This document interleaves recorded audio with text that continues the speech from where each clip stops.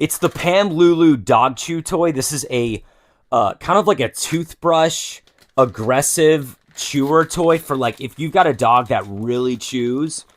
This is going to be great. Now, my dog's a little bit older, but he's always been a chewer, and he can tear stuff up, and he loves it.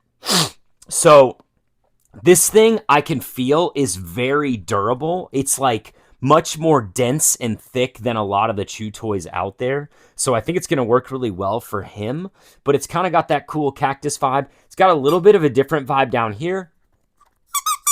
And he loves squeaks too, so it's going to get that squeak, but it's going to be hard for him to... My dog tries to like tear into that squeak and actually like destroy it.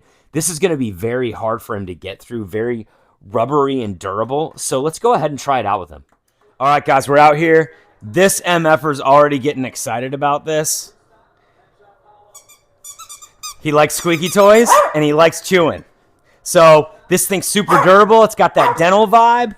Get it! Get it! Get it! Go get it! All right, guys, so you can see this is perfect for dogs. He loves it. He loves new toys, trying to figure out what's going on with it. I just think this is going to be a super good option for people with dogs that chew. Yeah, it's his first time using it. So I love how he's exploring it. He's trying to figure out like what's going on here. He loves that squeak. Ooh, he likes it. He likes it. Get it. Whoa, get it. So as you can see, this is definitely a good option for your dog. I think if you don't get this, you're probably a bad dog parent.